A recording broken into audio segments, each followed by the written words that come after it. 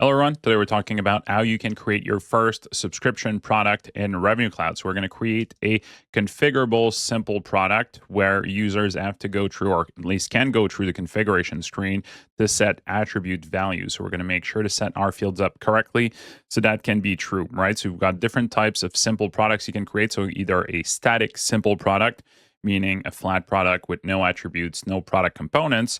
But what we're going to focus on today is a configurable simple product. So not a bundle, but at least a simple product where you can set attribute values. So key fields that we want to focus on as we're setting data. So those two key fields are really going to define what type of product you're creating in Revenue Cloud, right? So you've got 4 types of products that you can create, and we're seeing them here at the bottom, right? So simple products, static, configurable simple, static bundles, or configurable bundles. So we're focusing today on that configurable simple box where we're going to set product type to none because it's not a bundle. It does not have product components, but it will have attributes. So we need configure during sale to be set to allowed so users can go into that configuration screen and modify those attribute values. So as we're moving through with this, we're going to create multiple records. So we're going to create a pick list for our attribute that's going to be of type pick list. We're going to create 2 attributes, 1 attribute of type pick list and 1 number. We're going to create an attribute category, and we're going to assign our 2 new attributes to that category. Then we're going to create a classification, and we're going to assign that new attribute category to that classification. And finally, we're going to create our product, and that product will be based on that product classification, meaning that those attributes assigned to the class will get passed down to our product record.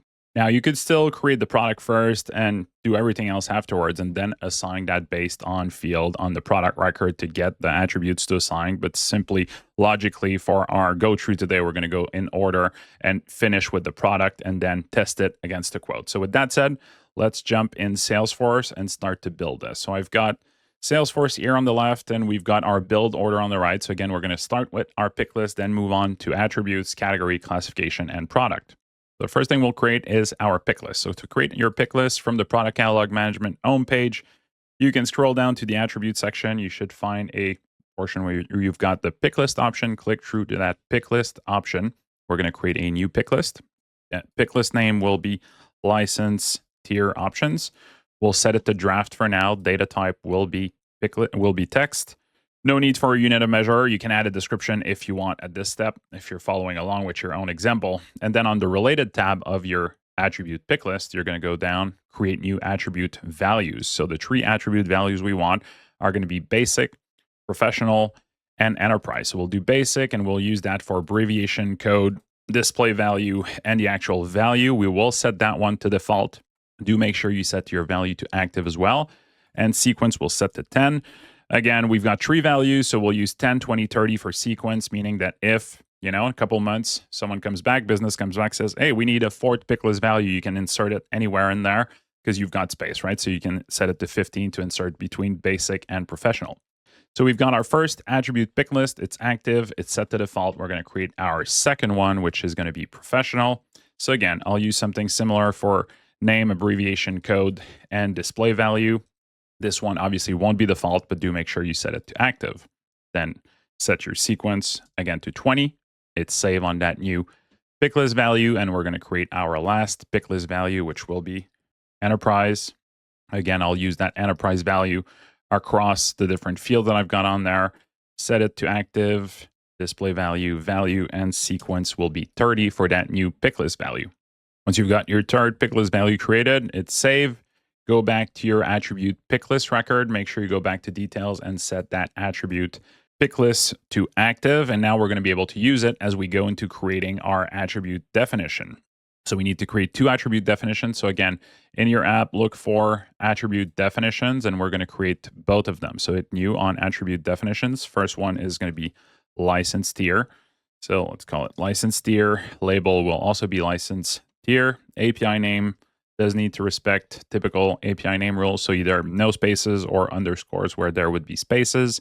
Data type will be a picklist, and you'll make sure that you leverage the picklist you just created. So license tier options. It is required, and do set it to active. Again, change that based on your requirements. And I'm going to save on that new attribute definition. So that's one created. Let's go back to our list view for attribute definitions. We can refresh and see the one we just created. It's created and active. And we'll create our second one, which is going to be storage limit. And storage limit will be a number pick list. So no need to create a pick list for that one. So it's going to be a number value. Make sure again for the API name you respect what would be API name rules, or you're going to get an error. Data type here again will be set to number. You can set a default value. Let's call it 100 for this one. It is also required and should be active. So we'll set those values and it's safe. So that's our two attribute definitions created. Going back to the list view for attribute definitions, we've got two of them. And that's what we're going to use going forward to create our attribute category. Next step, again, will be to create our attribute category. So back on our product catalog management homepage, scrolling down, you should have an option for attribute categories. So we want to go through that, and we are going to create a new attribute category. We'll call this one SaaS configuration. You can assign a code as well. So SaaS config, and we'll hit save on that new attribute category. Going into the related list, you want to assign your two attributes we just created. So we'll go to the assign button on the related list, select our two new attributes, hit assign, and now you've got your attributes assigned to the attribute category. And the attribute category serves simply at making it easier to assign multiple attributes down to one product classification. So product classification will be that next step. So look for product classification in the app launcher, and we're going to create a new product classification. Product classification name is going to be SaaS subscription. You can use that similar value for the code as well. And no parent product classification, so it's not nested. Status can be set to active right away. It's save. And again, on that product classification, you'll want to go into the attributes related list. On attributes, you're going to click assign on the assigned attributes related list. On assign now, you've got two options.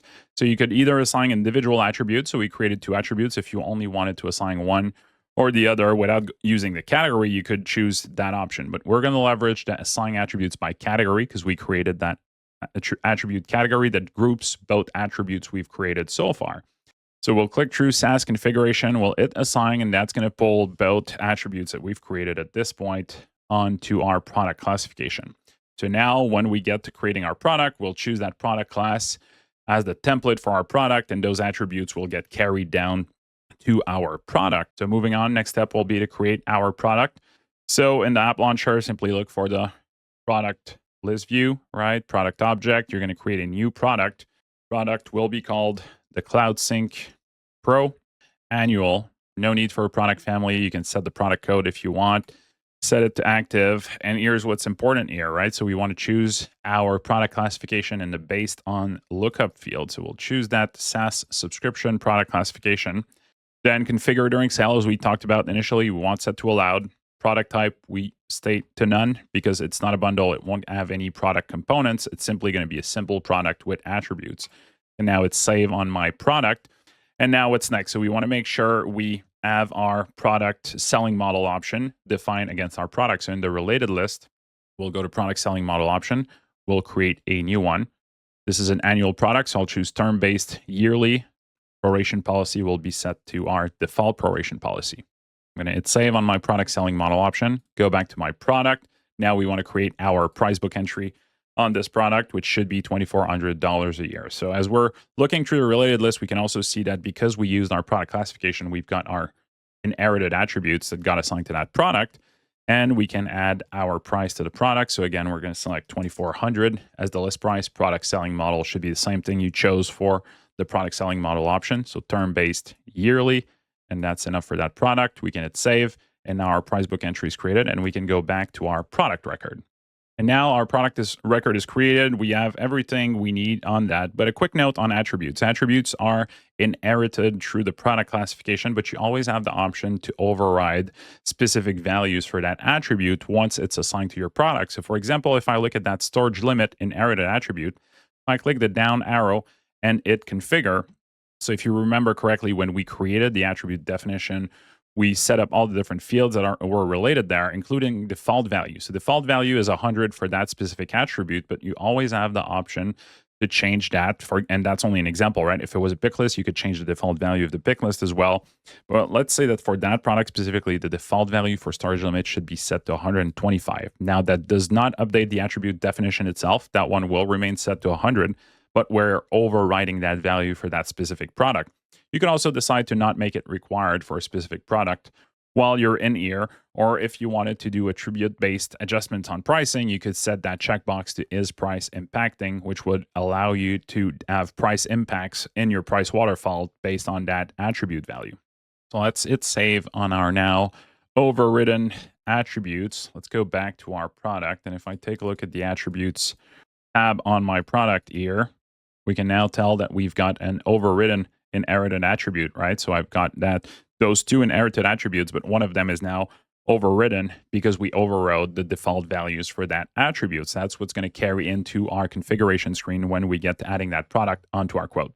So our next step now will be to assign that product to a catalog, right? So if we want to be able to add it to a quote, it needs to be in a catalog. So again, through the app launcher or through the product catalog management app, look for the catalog list view and then choose the catalog you want to assign this to. So we'll choose project SaaS catalog, and then into categories, choose the category you want to assign this to. So I'll choose subscription plans.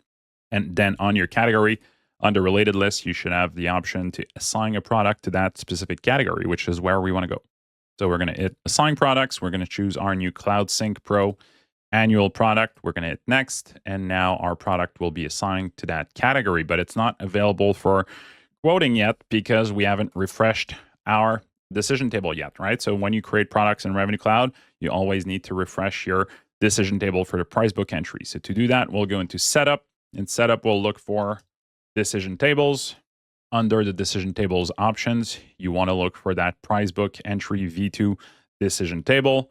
Click true on your decision table and hit refresh. Now, there's a couple of ways you can go about that, and I've made a video specifically on refreshing decision tables. One of the options is to automate that through flow action. So have a look at that if you want to see how you can automate decision table refreshes. Now we'll go back to our product, and now the product is ready to be added to quotes because we assigned it to a catalog and a category, and we refreshed our decision table.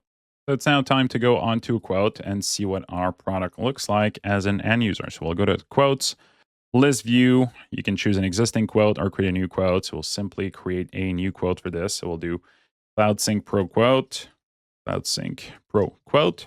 You can assign obviously an account or an opportunity as you wish, right? Fill in all the required fields for your quotes the way they're set up. And now we'll go into our browse catalogs. We'll make sure we select our price book. And then from that catalog view, now we're on the wrong catalog so far in the technology products, but you can always go from one catalog to the other through that pick list, assuming you're setting a default catalog. So we'll go into our Cloud Project SaaS catalog.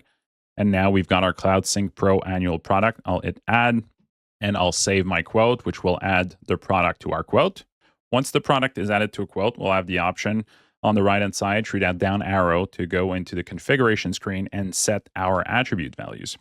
So clicking that down arrow, hitting configure, and now we should be able to see our two attribute values here, right? So we've got our default value set, basic, which is what we set as the default value for that attribute definition. Now you can change it to a different value.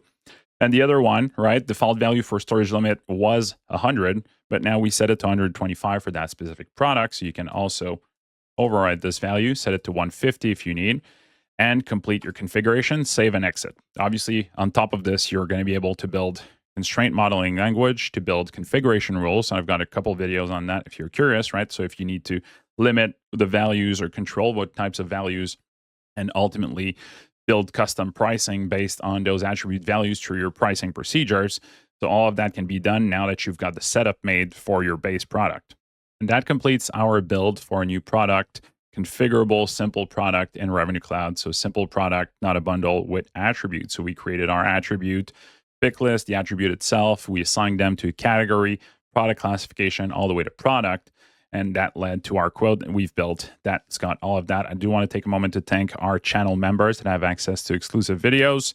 And again, quick summary of what we've built, right? And everything that matters. If you want to stop here, we do have a full course also that covers all of these concepts in even more depth if you're curious. And as usual, thanks for watching. Let me know if you've got any questions, and I'll see you in the next one.